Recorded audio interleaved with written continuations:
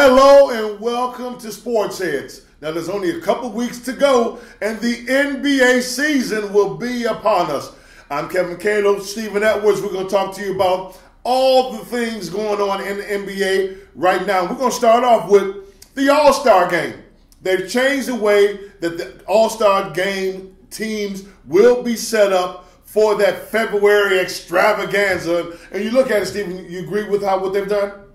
I think it's an interesting way of doing things now because, I mean, I think they've looked at it in the NHL, the NFL and things like that, a different way of trying to have like captains and big players, but are we going to kind of get like a school playground mentality of, you know, who's going to be left behind, who's going to be one of the last players picked, who's going to pick your friends, and all that sort of thing. And the thing is as well, they're still going to have 12 players from the East, 12 players from the West, you're just going to mix those players up. Is LeBron really going to pick Kyrie Irving?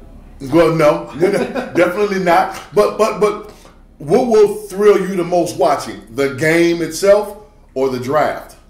I think the draft is actually the more interesting part now of the NBA All-Star Game, and I think that's kind of taken away from the game itself, which is a bit unfortunate, but you had to shake it up. I mean, things were getting kind of dull on that side of things, so let's see how this works out, but you're going to have some really good storylines in the game as well, with players maybe not passing to each other. Well, yeah, also too, I mean, I like it just because it's something different, because over the years, you know, you scoring 194 points a game, guys throwing the ball on the court, defense not even running back. So maybe we get a little bit. It's not going to be competitive. No. Okay, when, you know, people are looking for that ultra competitive game in the All-Star game. That's never going to happen. But to make it somewhat more competitive than it's been in the last 3 or 4 years, yeah, let's do that.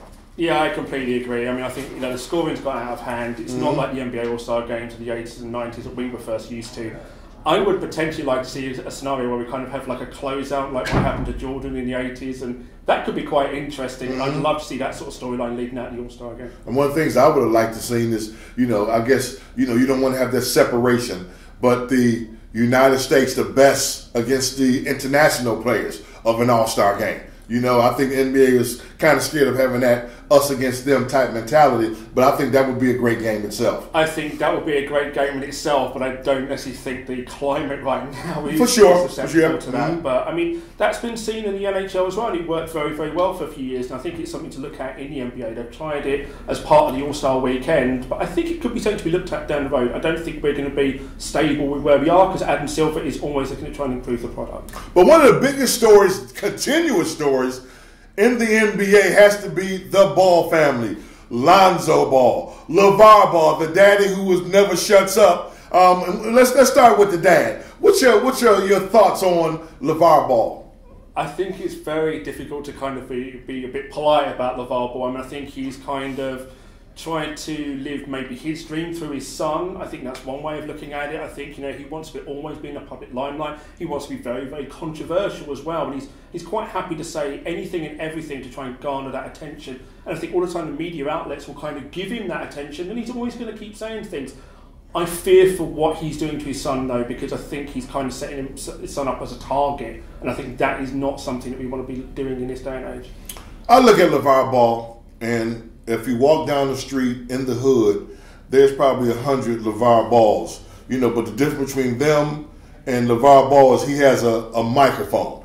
And for me, he's the #1 salesman in America right now. I mean, every day, whenever he speaks, there's cameras, there's autograph seekers, there's so many things that are coming his way. And when you say to set up his son, people trash talk. And you know, people go, okay, there's bulletin board material. I don't believe in bulletin board material, because people are on the court right in your face talking trash to you. So what's the difference between a bulletin board and being right there? I think the thing is, and one aspect is, people are going to be shooting after him, you know, and if they're successful, it's going to be, yeah, where's your daddy at now? You know, which is part of trash talking. But I think, you know, the player can handle himself out there. I think he's been around this power long enough, and he knows his daddy is going to talk regardless of whatever happens. Yeah, I think this is it. I think the first thing I would probably say is around the fact that we are in very much a hot take mentality. You know, that's what we kind of crave, and that's where the media industry is going right now. But in terms of how he's going to perform on the court, I just, as I say, I do fear for him, because he's in a city where, you know, very media centric. Yep. He's got to start coming out really, really well and playing well, because otherwise people are going to all of a sudden turn around and say to him, is he just all talk and that's it? Can he actually play in the NBA? We know he's got the talent, but let's just get him out on the court and see what he can actually do. Yeah, he's used to what's happening around him, but it is really a media circus. I also think on that too is one of the things that helps him is that he's from LA, went to high school in LA, played college basketball at UCLA, did a nice job of playing college ball at UCLA. Now let's see if he can make the next step. I think it's great to have a Magic Johnson there, who's the Hall of Famer, who's been there, who's done that, who's had to deal with that pressures to be able to help him and to see him through. I think Luke, the coach, is a nice young guy to help to relate. But Luke Walton. But I think having Magic there, as that same position, but having Magic there, I think that's going to help him out a lot. Oh, absolutely. I mean, if he's willing to take that advice on board and start listening to people that can be positive influences over him, I think that will go an awful long way to do that. I suppose my concern is how much that LeVar Ball's going to actually allow that himself, because at the moment he seems to be the ultimate driving force behind his son. But if his son is open to taking on, Magic Johnson, we all know what Magic Johnson can do. Magic Johnson's been there, seen it, done it, and can give a lot of help to the young guy coming into this league, and I think that's what we always want. We want the experienced guys to hang around the league and try and help some of these younger guys. So, yeah, not only Magic, but whoever else can help him. I think, playing in Los Angeles for a long time, or California as a whole, I think will help him, but I really do fear for the guy. Yeah. Let's say if the draft was to take place today, would Markelle Fultz still be the number one pick if you were the general manager for Philadelphia? I would still take Markelle Fultz as the overall pick at number one. I think going into the draft, he was the consensus number one all throughout the regular season in college basketball. I think the only thing that people maybe thought was the fact that if he didn't play in March Madness, how much would that hamper what people might think about him coming into the draft, and it didn't seem to make any difference. He was still the consensus number one overall pick, so I think you've got to take him. He's a guy that seems as though he's going to be a bona fide star in this league, so I don't think you can look past him. I think there are obviously players down that first round that we can look at that I think are really good pickups. So who would you stay? Dennis Smith Jr. Yep. Absolutely. Dennis Smith Jr., I mean, Dallas are just falling over themselves, the fact that they got him. He was a guy that seems they wanted, and I think he's a guy that can just gravitate and just develop in his league. He's got explosion. I think, again, it just depends on how much Dallas decide to play him, really. And I think with the situation they're in kind of like a mode of, well, they still want to win with Dirk, if they can do, but obviously they're not going to win a championship, so why not give this kid a chance to actually go out there and prove himself and see what he can actually do. He got rave reviews coming into this NBA season, and I think for me he is a very early candidate for Rookie of the Year. One of the guys I really like is the Boston Celtics picking up Jason Tatum, and I think Danny Ainge was remarkable in the draft because he goes, the guy that we want, we're going to get at third versus having to pick him at number one. And Jason Tatum there was no talk about him being the top pick in the draft, and so he was able to get that number one pick out of them. But Tatum has shown he can put the ball on the floor. He can take it to the basket. He can rebound. He can play defense. He's coming from that Duke program where you're playing for Duke, and I have to say Krzyzewski in most cases, his players are very knowledgeable. A lot of them have had a hard time adjusting to the NBA game, but I think he'll be different. And the other one is Lauri Markkanen, who, with the Chicago Bears, they're talking about playing him at the 4, sometimes playing him at that 5 position. That's going to be interesting to see physically him being at that 5. Even though the game is changing and he'll be that stretch 5, it'll be interesting to see physically if he'll be able to stand up to the pounding. Yeah, I don't think he can stand up physically to some of the bigger guys around the NBA. I mean, I know, again, the NBA is changing with the big men out there. We haven't got like the big men of the past in the 1990s, but I still think at times he's going to have to come up against that. The guy can shoot. I think where he hasn't been helped maybe is where the Bulls have re-signed Mirotic. I think that's kind of potentially stunted his growth this year, and I didn't agree with that signing. I think you should have just given Markkanen a chance to go out there and see what he can do at this level. Of course, anytime a European player comes over here, they turn around and say, well, is he going to be Nowitzki? Is he going to be this, and this? Yeah. He can shoot. That's one thing. I know a lot of Bulls fans are kind of worried about whether he's just like another McDermott, but he's got an awful lot more to his game than McDermott had when he came. Well, also, too, when you're talking about them picking up Mirotic, or re-signing him, was they're not going to play Markkanen at center exclusively. No. So that's the whole thing, is you need to have the guy. And even if they were playing him exclusively, you still need to have that substitute to come in to back him up, to help him out, to help to his maturity from that position. So I don't know if that's such a bad thing for them re-signing him. Plus, you got to have players. And the Bulls, as a team, that's one of the teams that's devoid of talent. That is for sure. Yeah, they are devoid of talent, unfortunately. I mean, this is a franchise that's hopefully in a rebuild, and I hope that's where we are actually headed. But again, it's going to be really, really tough for them because they're going to want to try and get that high pick, and I think that's one thing they're going to look at. See what marketing can do this year, and I hope they don't go down the route of, well, let's see what we can try and do to try and win games and then stunt the growth of players coming in. I think it's going to be interesting, like how the coaching situation develops this year as well. There's been a lot of issues around this team, a lot of issues not only on the court but off the court as well. Thankfully they've actually managed to decide what they're going to do with Dwayne Wade now, which is one good thing. But I think it's going to be really interesting how the Bulls actually go about things this season.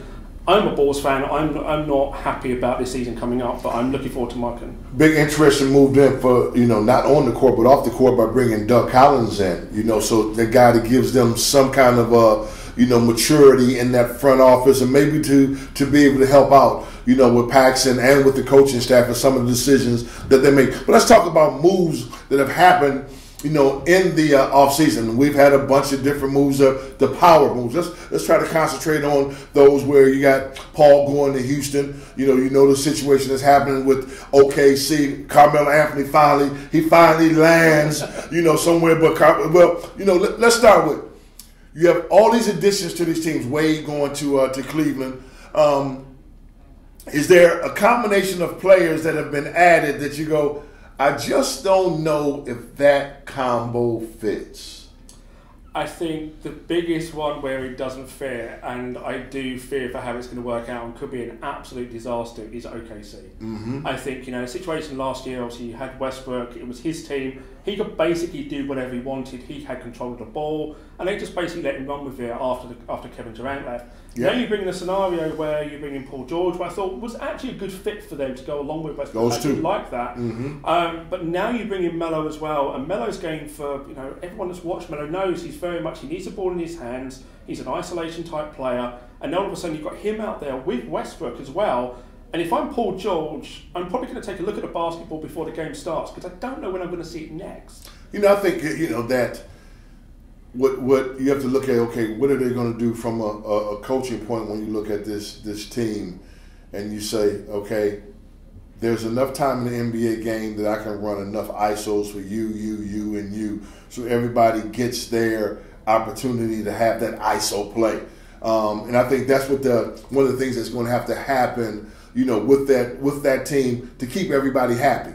Because Westbrook, okay, he averaged 10 assists, but he averaged 10 assists when there was no other thing to do but to pass the ball. I got to give it up, and hopefully these guys will do something. But the other thing is, I like it because I think it's a good fit because you have two other guys, Robinson and the big fella, Adams, who don't really have to shoot the ball. Adams go get you rebound. Roberson, okay, when we hit you the ball, if you're in the corner and you're wide open, then fine. So those three, there'll be enough shots, I think, because you don't have to depend on the other two having to get shots. So I think it could possibly work out just because from that point right there.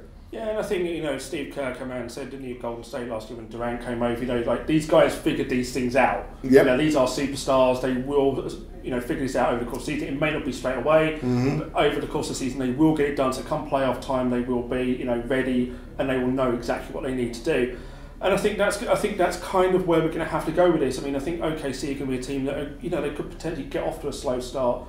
It is one of those things, but just give them a bit of time to try and develop him. If you remember, like when LeBron went down to Miami, they got off to a horrific start before they started figuring out exactly how they go about things. OKC, I think it's going to be interesting. That's the thing. And I think the other thing as well is that during the regular season, we're not going to see all three of those guys out on court at the same time for that much. Yeah. I think they're going to kind of spread the minutes around. And again, that might help them come playoff time because they're not going to run these guys into the ground. And I think, again, for me though, who has the ball when they need to make that shot? And I think that was what Golden State had to try and figure out last season. Is it going to be kind of like by committee, or is it going to be a bona fide closer, and is somebody going to get their feelings hurt if they can't close a game? One of the things you said that kind of brings a point out for me was that of those three playing, one of those guys will play with the second unit. Yeah. So they will get their shots by playing with the second units when the other two are sitting. So for me, I just think that that the coach that they will work that out. One player I really loved the move of in the offseason was Jimmy Butler. Absolutely. Going to Minnesota. Being back with Tom Thibodeau, his coach, who basically when his coming out party, Thibodeau was the coach. But is that Minnesota just so much young talent on that team with Wiggins and Towns. And they bring in Taj Gibson, another veteran of the Thibodeau system, to help them to bring these young boys along. I think, that Minnesota did a tremendous job in the offseason of bringing the vets in who are comfortable with Thibodeau and his system to help to get the best out of those guys they already have with the Timberwolves. Yeah, and I think, they were a team that was ready to make the next step. I mean, having a guy like Towns in there, having a guy like Wiggins in there, I don't necessarily think maybe Wiggins has developed as fast as maybe some people have hoped, but I think bringing in a guy like Jimmy Butler, Wiggins is almost like a smaller version of Jimmy Butler. Same type of game, and I think that will only help. I mean, Butler can show him, how he's developed. He knows the Thibodeau system again, and I think bringing in Taj Gibson in general has tended to be the guy on the court that kind of does the talking for Thibodeau. So bringing him in again as well will help Towns, will help Wiggins, and having that mentality out, and I think that will really help. Again, they have some playoff experience, because we have to look at Minnesota this year being a playoff team, and they could end up causing some trouble over in the West. I don't think they'll get out the first round, but I think they're going to have some playoff experience, which will really help them. I actually like the Teague move. I think Teague actually works very well with Towns. I think they're going to have a really, really good combination, a good relationship on the court. I just think it's going to be interesting to see how much everyone does actually buy into Thibodeau this year, because I think the thing is with him, if you buy into his system, you're absolutely fine. If you don't buy into his system, you find yourself in a lot of problems and you don't end up playing. And the thing is as well, he does tend to work people into the ground. What about the Boston Celtics and their moves they made in the offseason? I think Boston, for me, the main thing coming into this year was the fact that they needed to move Thomas, because Thomas was a big contract decision going into the off-season next year. He would have commanded max money, and I think Boston would have been best served not to give him max money. But it's very difficult not to be able to do that. So be able to move him and be able to get Kyrie back, a different look for them, and Kyrie is who he is. Kyrie wanted to change the scenery, it works out really well for them. Gordon Hayward, for me, was the worst kept secret around the NBA. I felt that everyone knew he was going to end up in Boston. He's already got an ongoing relationship with Brad Stevens. I felt that Utah in the playoffs kind of showed them as far as they could go, whereas Boston were kind of like the new kings on the block, potentially over in the Eastern Conference. So I think Boston have made themselves a team that could either be a 2 or 1 seed, Eastern Conference finalists, but can they topple the Cavs? That is a big question for them going into this, and we're going to end up having a Kyrie, LeBron Eastern Conference Finals. For me, I look at Boston and I think you got rid of Bradley, you got rid of Crowder. Those were your two toughest players. And I don't think, when you bring in Kyrie, you bring in, you got Kyrie, you bring Hayward, and, you got guys that can score, but when that toughness factor, when you need to stand up and play man ball, that's for me when I look at that Boston team. I just wonder where it's going to come from. Offensively, fluidity, getting up and down the court, making things happen on the offensive side, yes. But I just wonder, when it's time, for a man to step up, where is it going to come from?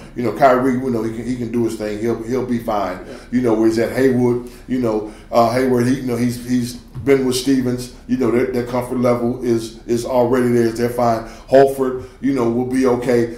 But you're talking about, here's a team that do so well in the Eastern Conference last season, but only 4 players are returning. Yeah. So this is last year don't even mean a thing. This is a brand new Boston team we're looking at. Yeah, this is it. They're kind of like going to have to try and find their identity again this year. Whereas last year they played extremely well. They went as far as they could go, and it was kind of, I don't know. Maybe the feeling was that what they had obviously wasn't enough, and Ainge is brave enough to kind of make those decisions. And I think, all credit to him. Most things that Danny Ainge does works out well for him.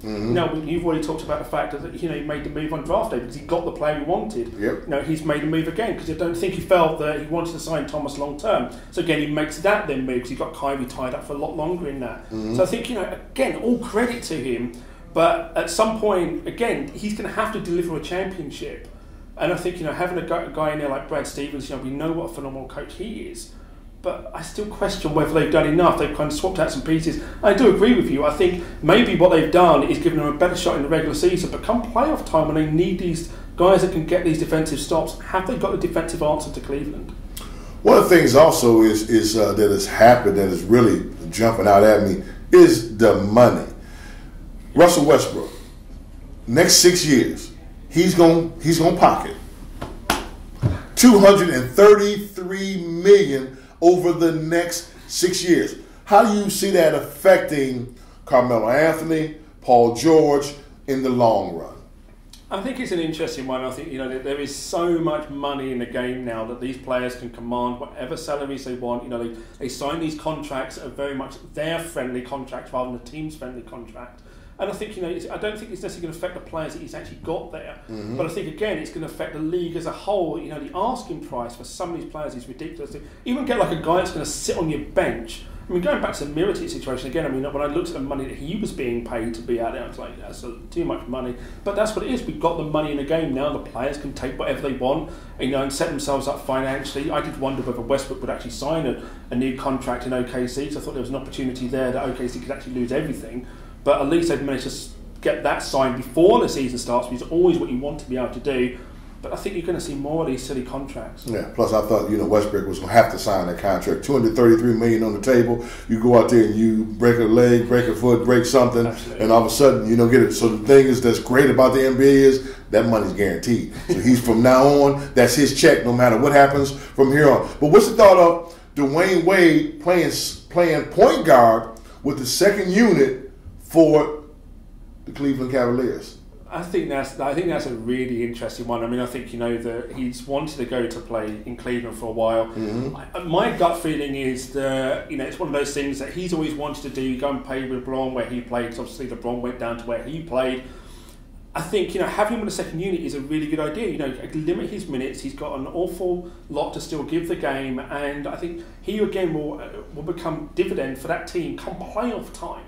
They've got enough talent out there. I mean, we even forget the fact they've got guys like Kyle Korver out there and players like that. Dwayne Wade isn't the player he was, but he's still a very good player. And I think, again, Cleveland, it could be about getting through the regular season, resting their players as much as possible. I mean, Wade's not going to play like back-to-backs and stuff like that. It's not going to happen. He's going to go out there with a second unit and be like an experienced head at times. And he can also be then, if the second unit need a basket, you've got one of the best players that's ever played the game to give the ball to him, and he can still get that basket when he wants to. So I think it's a great move for Cleveland. How much is he's actually going to play point guard as the season goes along? I'm not so sure about that, because I think the ball will still be in LeBron's hands when they're. But I'm saying with the second unit, with that second unit, when LeBron is sitting down, if you got Wade at that point, and Wade is the kind of guy that likes to penetrate, likes to get to the basket. Now you got Kyle Korver on the wing. You got J.R. Smith on the wing. You got Channing Frye out there. So many things open up for him,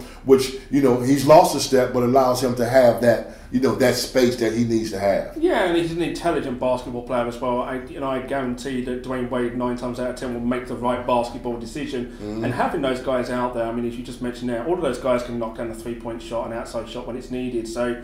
Dwayne Wade's assist numbers could go right up, and I think he's going to start enjoying basketball again, because even though going back home to Chicago, which is kind of home to him, it really wasn't a fun experience last season being a part of the Bulls. And I think again he would enjoy playing not only with LeBron, playing the winning mentality, but actually you'll see Dwayne Wade start smiling again. And we know that Wade is is that future Hall of Famer, but they've also had the Hall of Fame nominations or enshrinement, let's say, this year with Tracy McGrady. When we're talking about NBA guys, Tracy McGrady and George McGinnis. A lot of you don't know about George McGinnis. We'll speak on him in a second. But, Tracy McGrady into that Hall of Fame.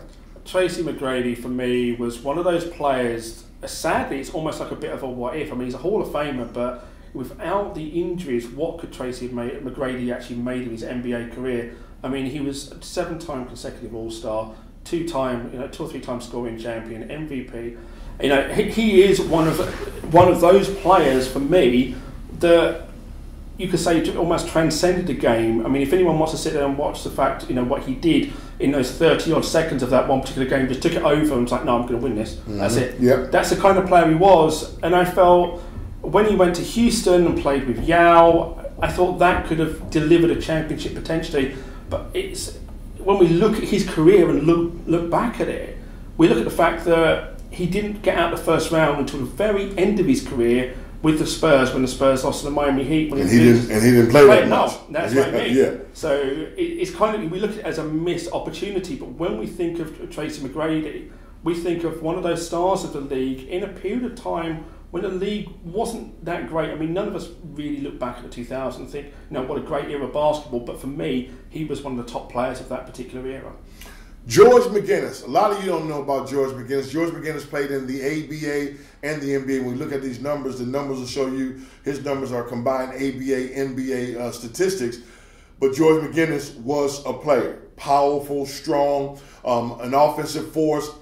Joined up with Dr. J. Him and Dr. J played with the Philadelphia 76ers. They weren't able to win a championship. I think it was a clash of Eagles. They tried it for a couple seasons, not able to get it. But for me, I look at George McGinnis and I say, what took you so long, NBA? This is a guy averaged 20 points and 11 rebounds and who retired back in the late 70s, early 80s. And all of a sudden, you got to come to 2017 before he finally gets into the Hall of Fame. So, I think it's a guy that's well-deserved. Both of these guys, well-deserved. But I got the downs on the Hall of Fame a little bit, especially when I look at college coaches who are still coaching in the game and have been inducted into the Hall of Fame. How can you possibly be still active as a player or a coach and be in the Hall of Fame? But that's for another day.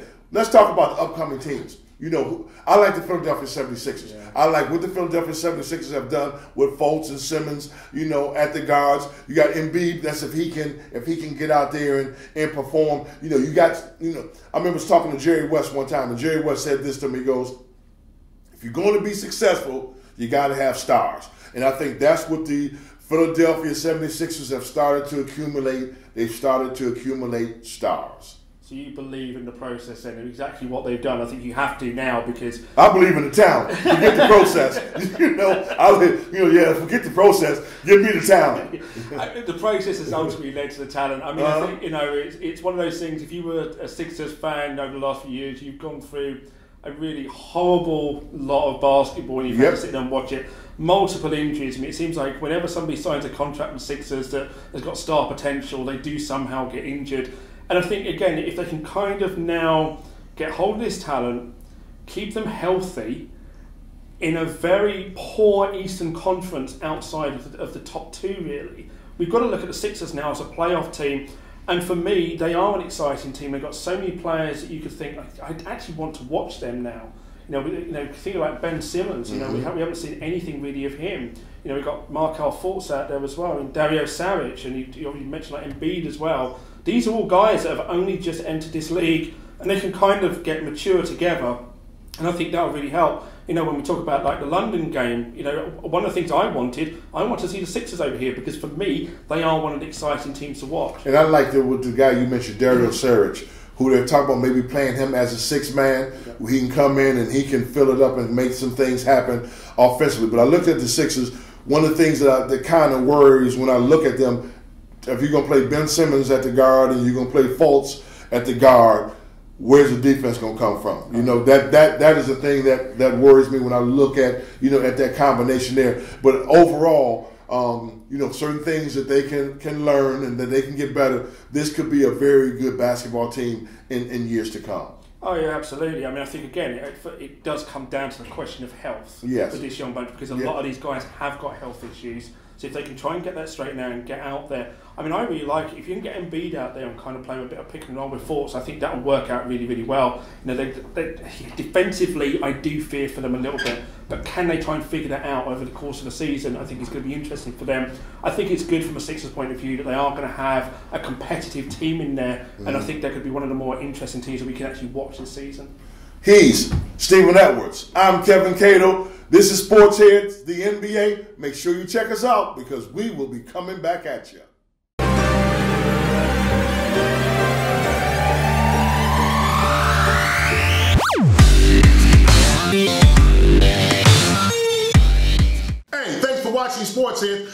again, you can subscribe to us on YouTube, but you can also hit us on Twitter, Instagram. We would love to hear from you. We're trying to take the program from next level to next level to next level. Enjoy.